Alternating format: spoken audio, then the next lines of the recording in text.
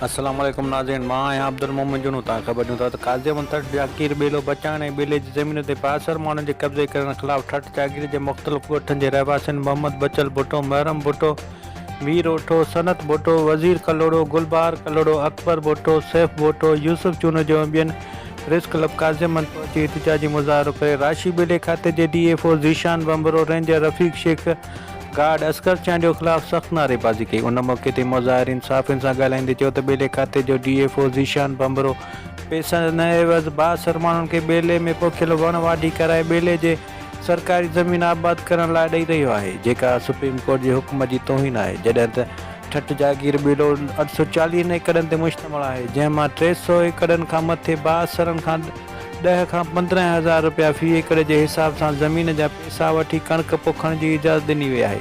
जॾहिं त मालवंत माण्हुनि खां बि हज़ारें रुपया वठी वण बेलाया वञनि था। हुननि मुतालबो कयो त ॿेले खाते जे राशि DFO ज़ीशान बंबरो, रेंजर रफ़ीक शेख, गार्ड असगर चांडियो खे जल्द खां जल्द नौकरीअ तां बरतरफ़ करे केस दाख़िल कयो वञे ऐं अदालती हुकुमनि ते अमल कराए सरकारी ज़मीन तां कब्ज़ो ख़तमु कराए वण पोखाए ॿेला आबाद कया वञनि, न त ॿी सूरत में सख़्तु एहतिजाज कयो वेंदो।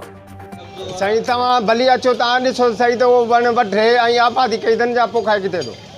DFO त अचे ई कोन थो, जीअं असां प्रेस कया तीअं अचे ई कोन थो।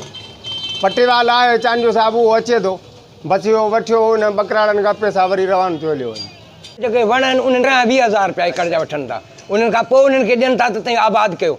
इन जे करे असां बार बार एहतिजाज कया आहिनि, केरु कोन थो असांजी ॿुधे। असांखे ॿेलो इहो आज़ादु करायो वञे, वण बचाया वञनि, ॿेले खे बचायो वञे। माल आहे त माल उते पैसनि ते ॾेई छॾियो अथनि, उहे वाढी पिया कनि, वण खे वढियो, उनखे टारी पिया चाढ़ीनि हींअर ॿकिरियुनि खे। ख़बरुनि ऐं अपडेट्स लाइ ॾिसंदा रहो असांजो वेब चैनल AMJ न्यूज़ काज़िमन। फेसबुक ऐं YouTube ते ॾिसण लाइ सर्च कयो मोमिन चूणू।